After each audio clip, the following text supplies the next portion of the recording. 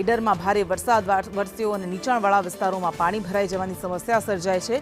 હોસ્પિટલમાં ઢીંચણસમા પાણી ભરાતા ભારે હાલાકી પડી રહી છે। પાલિકા સહિત સ્ટેટ હાઈવે ઓથોરિટી સામે લોકોમાં રોષ પ્રવર્તી રહ્યો છે। પાણી ભરાતા હોસ્પિટલમાં દાખલ દર્દીઓને ખૂબ જ મુશ્કેલી પડી રહી છે।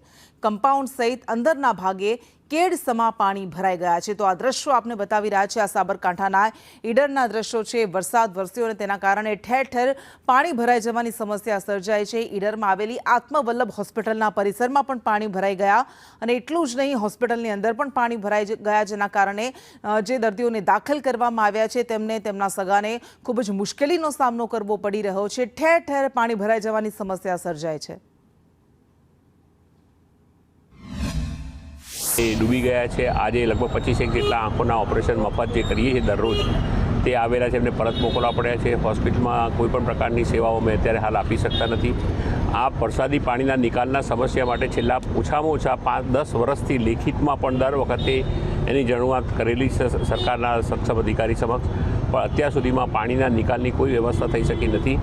અમારી સંસ્થાની અંદરથી પાણી બહાર કાઢવા માટેની જવાબદારી થાય, પણ આ તો જે પાણી આવે છે રોડ ઉપરથી પાણી કમ્પાઉન્ડ વોલ તોડી અને કમ્પાઉન્ડની અંદર ગઈ અને અંદર હોસ્પિટલમાં ભરાયું છે। સાબરકાંઠામાં 6 કલાકમાં 6 ઇંચ કરતાં વધુ વરસાદ ખાબકતા હોનારત સર્જાઈ છે। નીચાણવાળા વિસ્તારોમાં પાણી ભરાતા લોકોને હાલાકી પડી રહી છે।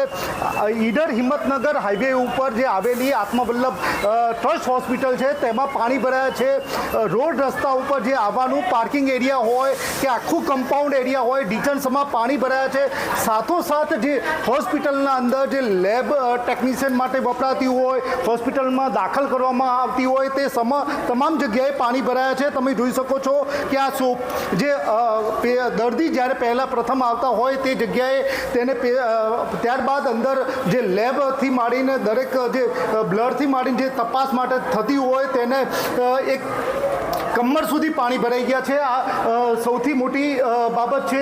સૌથી તમને ઉપરના દ્રશ્યો પણ બતાવીશ કે કેવા અત્યારે હાલાકી રહી છે। આ સંદેશ ન્યૂઝ દ્વારા તમે જોઈ શકો છો કે ઝીરો ગ્રાઉન્ડ રિપોર્ટના માધ્યમથી અત્યારે હાલાકી પડી રહી છે। તમામ ભાગો ઉપર પાણી ફરી વળતા અત્યારે જે દર્દીઓ છે તેને જે સાબરકાંઠાના અંતરિયાળ વિસ્તારમાં ઓછી ફીમાં જે સારવાર અર્થે થતી હોય છે એ ફી નથી થતી। આ તમામ બાબતે તમે જોઈ શકો છો કે પાણી અંદર ઘૂસ્યા છે।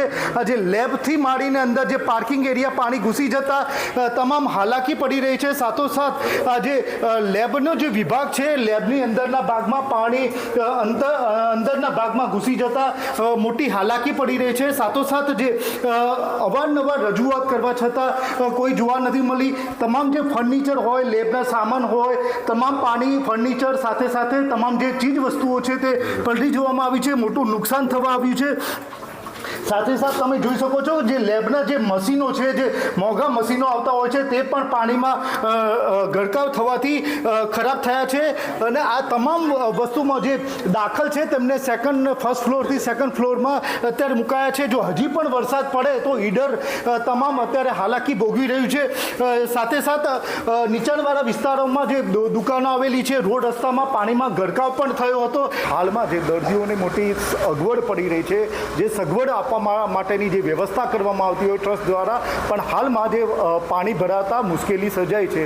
હજી જો પણ વરસાદ ખાબકે તો હજી હોનારત સર્જાય તેમ, પણ હાલમાં સમગ્ર ઈડરમાં જે લાલિયાવાડી ચાલતી હોય કે વરસાદની સ્થિતિ ઉપર કાબુ લાવવાનો હોય કે જે પાણી ભરાવાની સ્થિતિ ઉપર કરવાની વ્યવસ્થા હોય, પણ તે ક્યાંક ને ક્યાંક નબળી કામગીરી દેખાઈ રહી છે। હિતેશ રાવલ, સંદેશ ન્યૂઝ, સાબરકાંઠા।